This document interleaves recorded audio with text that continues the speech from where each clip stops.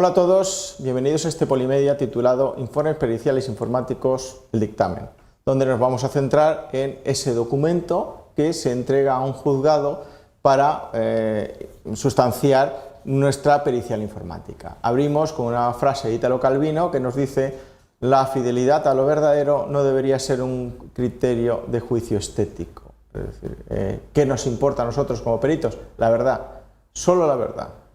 Y ojo que no estoy diciendo toda la verdad, porque es un matiz muy importante, como veremos a continuación. ¿Cuáles son nuestros objetivos? Definir dictamen, informe pericial y enumerar las partes de un dictamen. Bueno, para ver esto vamos a usar este breve listado de contenidos. Vamos a partir de qué es eso de un dictamen, informe pericial, cuál es el contenido del informe pericial y cerramos con unas breves conclusiones. ¿Por qué un perito actúa en un juicio? Bueno, pues un perito actúa en un juicio porque, según la ley de enjuiciamiento civil, es una de las pruebas que se pueden aportar.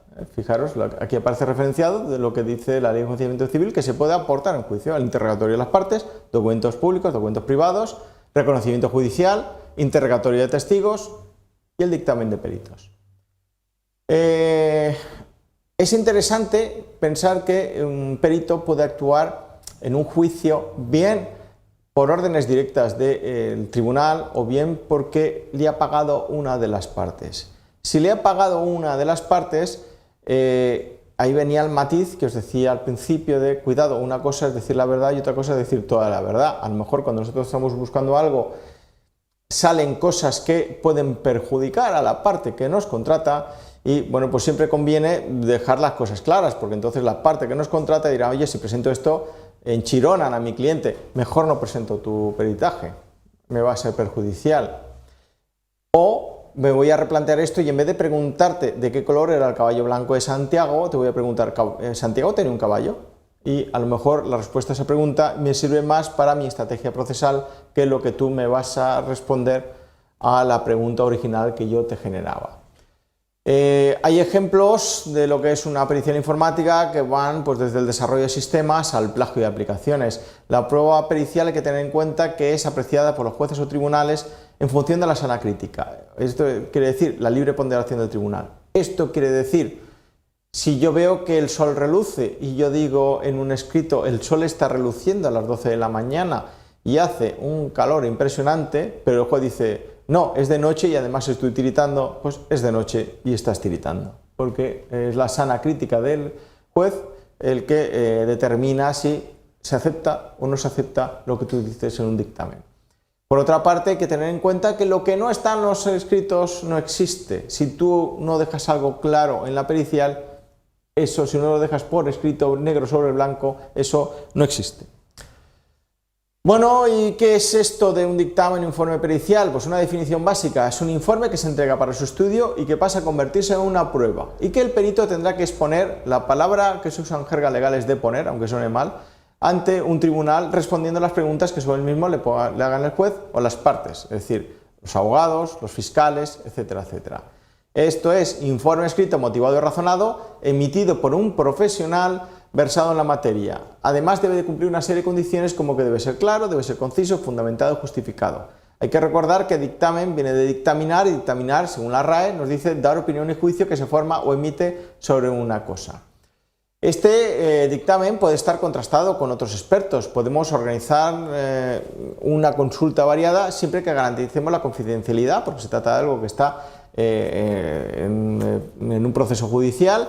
Podemos ser expertos de nuestro campo de actuación, pero a lo mejor nos falta más información sobre algo. Por ejemplo, somos informáticos y nos dicen: tienes que hacer un estudio sobre esta aplicación que además recibe datos de geoposicionamiento. A lo mejor la aplicación la domino, pero el geoposicionamiento no, y tengo que recurrir a un compañero que es teleco y puede hacer un contraste con otro experto para que me diga si voy muy desencaminado o no.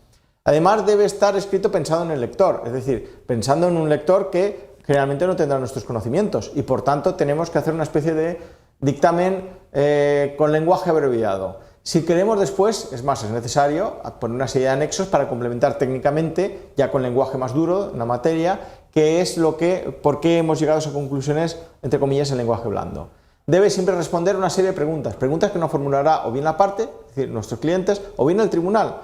y entregarse exclusivamente a quien lo pidió. Lo pide el tribunal, al tribunal, nunca una de las partes porque pueden jugar con él. Y si no lo pide nuestra parte, nunca al tribunal, a nuestra parte. ¿Por qué? Por lo que os decía antes. A lo mejor nosotros escribimos algo que perjudica a esa parte. Y entonces el abogado decide no presentarlo, no usarlo, nos paga y adiós. Muchas veces, además, como os decía antes, esto se complementa con documentos técnicos. ¿Qué tiene que añadirse además a estos anexos técnicos? Pues documentos que se van a juntar. Vendría a ser una relación de los elementos no relevantes que se devuelven. Mire, usted me ha dado esto para examinar, pero no me ha hecho falta. Y además, una relación de lo que sí se ha estudiado.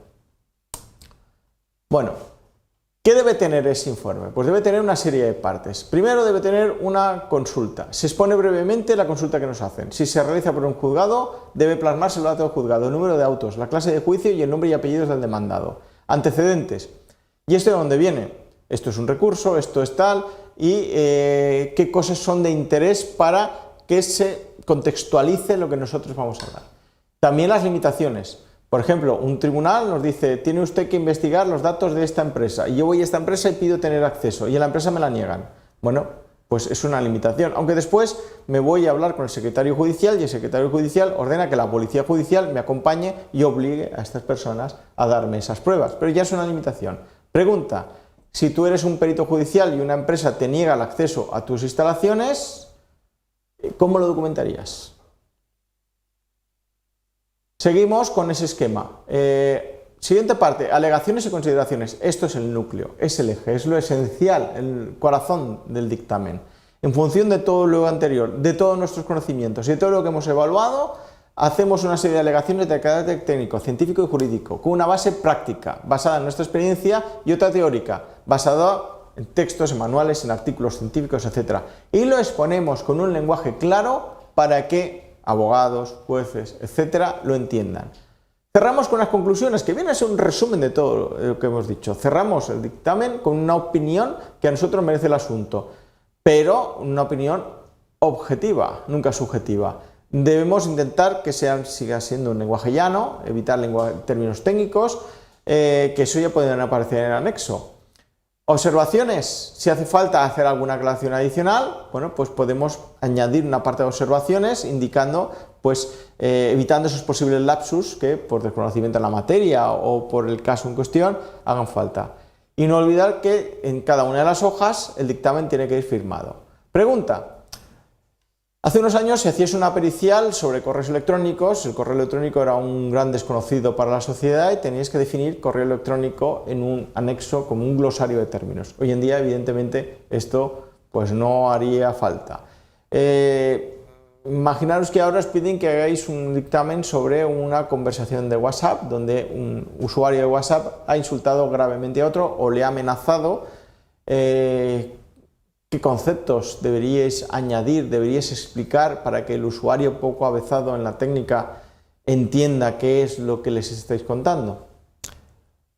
Y cerramos con unas conclusiones muy breves. En primer lugar, un dictamen es un informe escrito, motivado y razonado emitido por un profesional. Hay que añadir que un informe pericial debe incluir las siguientes partes: consulta, antecedentes, limitaciones, alegaciones y consideraciones. Además de dar unas conclusiones y de forma recomendable añadir un apartado de observaciones, además de posibles anexos técnicos. Todo esto, evidentemente, firmado en cada una de las hojas. Y eso es todo. Muchas gracias y hasta el próximo Polimedia.